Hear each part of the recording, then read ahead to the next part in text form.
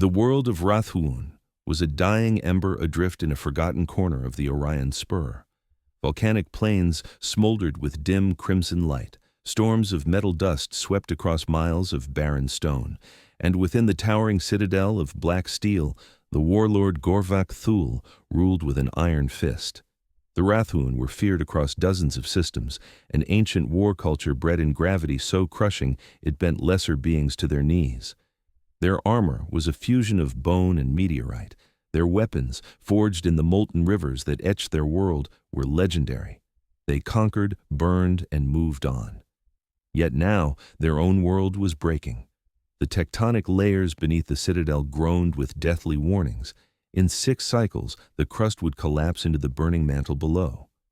The Rathuun called it the last cracking, a world-ending failure of the planet itself. The galaxy heard their distress beacon, and the galaxy turned away. No empire, federation, or coalition wanted to aid the species that had once raised their colonies, except one, a small blue world that the Rathuun had barely acknowledged, Earth. Warlord Gorvak stood on the highest balcony of his citadel, watching the sky as foreign ships descended through the burning clouds. His warriors snarled, their massive jaws clacking in contempt. "Identify them," Gorvak commanded. A scout stepped forward. "Warlord, they are human. Their vessels bear the insignia of the Earth Alliance." A ripple of incredulous laughter rolled across the balcony. Humans, the light gravity weaklings, the toolmakers with soft skin and softer hearts, the species whose ships were jokes among warfaring cultures, Gorvak almost choked on the absurdity. "They come to aid us?" he rumbled. "It appears so," the scout replied. The laughter spread into a roaring chorus. Ruthless warriors slammed fists against their armor in mocking rhythm. "No doubt," growled General Vernak. "They bring pathetic machines, toys, earth tech, fit for dismantling scrap." Gorvak grinned toothily. "Yes," he agreed. "Let them bring their fragile inventions. Let us see what the humans believe they can build on this doomed world." But as the ships descended, no fear radiated from within them, only steady purpose. And among those ships was one, carrying a name the galaxy would soon learn to revere. The Solace. Inside it stood the woman who would change the fate of a war-torn species, Commander Elena Rios. The landing zone was a blasted plain of cracked obsidian. Gorvak approached with his elite guard, towering over the humans by nearly 3 feet. Elena stepped forward, unflinching. "Warlord Gorvak," she said calmly. "Earth received your distress call. We're here to help stabilize your world." The Rathuun stared at her as if she'd spoken childish nonsense. Gorvak leaned close, nostrils flaring. "You believe your tools can halt the death of a planet?" "Not halt," Elena said. "Repair." A low growl rippled through the Rathuun ranks, half amusement, half disbelief. The warlord barked a laugh so deep the ground trembled. "Human," he said. "Your kind has never forged a weapon worthy of our notice. Your machines break under a single blow. Your bodies fold beneath our gravity. And now, you claim you can fix worlds?" Elena didn't blink. "Not claim," she said. "Demonstrate." Behind her, human engineers activated their equipment, modular stabilizer arrays, deep-core resonance probes, thermal diverters, all compact, lightweight, and unimpressive to alien eyes. The Rathuun sneered openly. "These are toys," Vernak spat. "Fine decorations for your graves." But Elena only smiled patiently. "You'll see," she murmured. "Human tools look small until they get to work." For the first few days, the Rathuun stood at a distance, arms crossed, mocking everything they saw. Human drills were too small. Human exosuits looked flimsy. Human sensors were laughably tiny compared to Rathuun seismic rigs. One warrior scoffed loudly, "Their machines are light enough to carry. A real device must weigh at least a ton."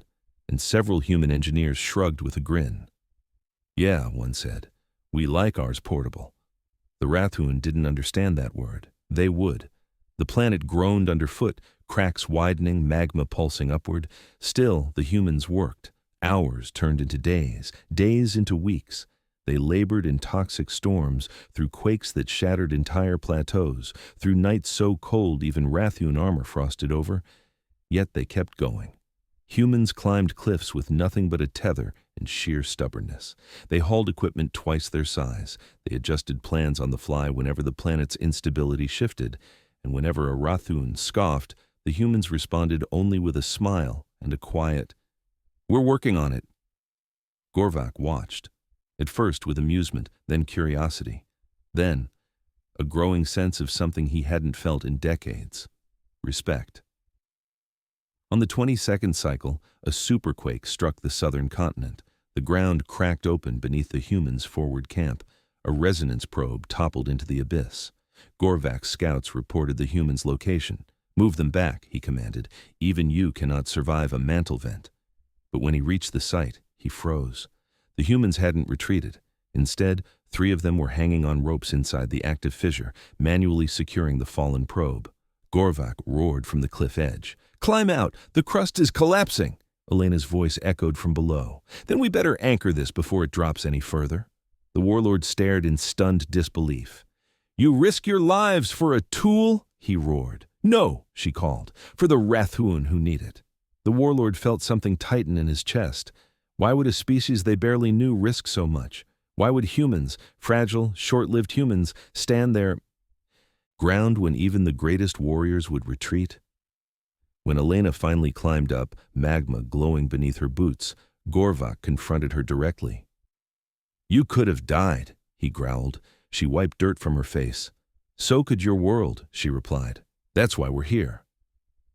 Gorvak felt the ground shift beneath him, not from the quake, but from understanding.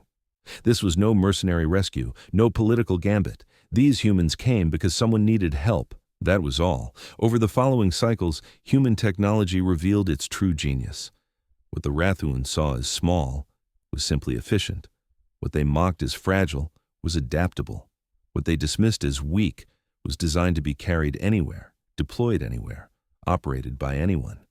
The humans had built tools for a changing universe, tools that didn't rely on bulk or force, but on problem-solving, flexibility, and cooperation. While Rathun machines were massive monoliths that required armies to move, human machines interlocked like children's construction toys, forming massive stabilizer structures from components small enough to hold in one hand.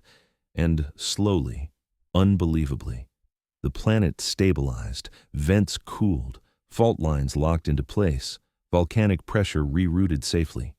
It wasn't solved, not yet, but it was enough that the Rathun felt hope for the first time in generations, and they knew exactly who had given it to them.